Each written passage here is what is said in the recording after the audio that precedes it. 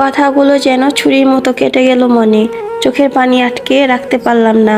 আমি তো চেষ্টা করেছি, ডাক্তার কবিরাজ সবই করেছি, তবুও হয়নি। কেকটা হাত থেকে পড়ে গেল, চুরমার হয়ে গেল আমার মনটার মতো। রাতে রাহাত ফিরলো দেরি করে। আমি ঘরে অন্ধকার করে বসে আছি। তিশা, আমি বাইরে খেয়ে এসেছি, তুমি খেয়ে নাও। এতটুকু বলে ওয়াশরুমে ঢুকে গেল। আমার বুক কেঁপে উঠল। আজকে দিনটা সে ভুলে গেছে। যে মানুষ একসময় আমার না খাওয়া পর্যন্ত বসে থাকতো, আজ সে আমার কথা একবারও মনে করলো না। 7 মাস পর রাহাত এখন বদলে গেছে। সারাদিন বাহিরে ও রাতে ফোনে ব্যস্ত। আমাদের কথাবার্তা কেবল প্রয়োজন মধ্যে সীমাবদ্ধ। মনটা কেমন শূন্য হয়ে গেছে। একদিন দেখি শাশুড়ি খুব তাড়াহুড়ো করে কোথাও যাচ্ছে। জিজ্ঞেস করাতে বললেন, ফিরে এলেই জানতে পারবে। সন্ধ্যা নামতে মনটা ভারী হয়ে উঠল। অজানা অস্থিরতায় বুক ধড়ফড় করছে। রাত 8:30টার দিকে দরজা বেল বাজালো।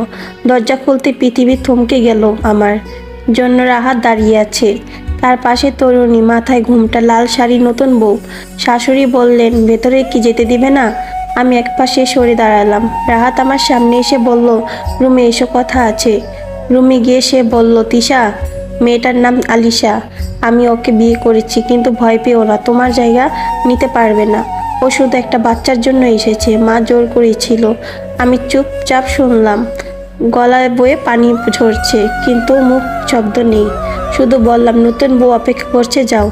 রাহাতের চোখে অপরাধের বোধ ছাপ। কিন্তু আজ আমি ভেঙে যাব না, কারণ আমি জানি ওর ভালোবাসা নই, কেবল ওর প্রয়োজন ছিলাম। পরের সকাল নিজের হাতে নাস্তা বানালাম, সবাই বসে খাচ্ছে, আমি খাবার পরিবেশন করছি। রাহাত